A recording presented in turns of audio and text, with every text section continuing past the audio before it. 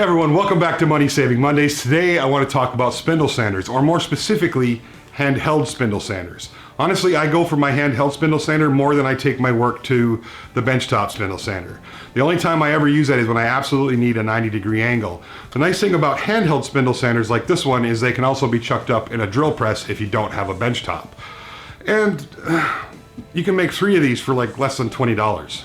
So to get started with our build, first of all, we're going to need the drums for the drum sander. Now you can make them yourself, or you can go on Amazon and pick them up for around $11. I found a drum sander set from ShopFox, more specifically the D2677.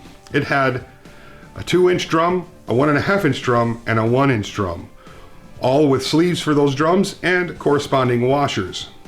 So after ordering that set off of Amazon, I went down to Lowe's and I got a 10-inch bolt. That's a 1/2 inch long, or 1/2 inch wide by 10 inches long hex bolt.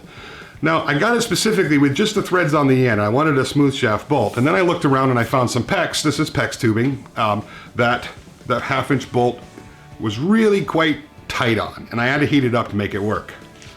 And then I looked around and I found some PVC that just slid over the PEX tubing.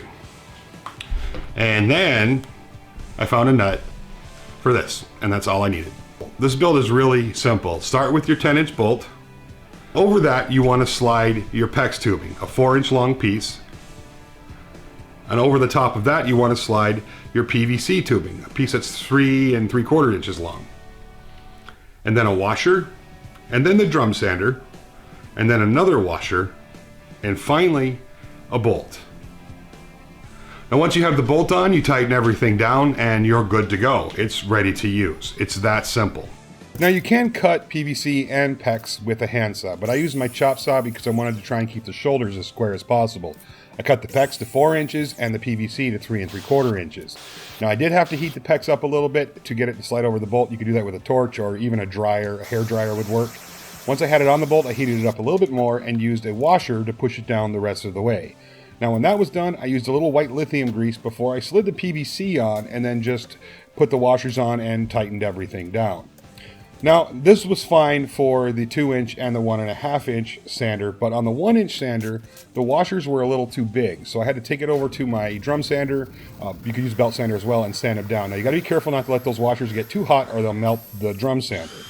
Now I had everything put together, so I took it over on some pine and to test it out. Now this is fairly wet pine. We've had a lot of humidity here lately, so you can see it really building up quickly on the sander. That's why it's always nice to keep a sanding shoe or sand saver around. It does a quick job of cleaning that up really quickly. Now, if you've never used one of these, it's really impressive at how aggressive these can be, especially if you have like an 80 grit on or something like that. You can get a lot of work done quickly. And the replacement sleeves for these are relatively inexpensive. So I hope you guys found this useful. Thank you so much for watching, and I hope to see you next Monday for more money saving tips.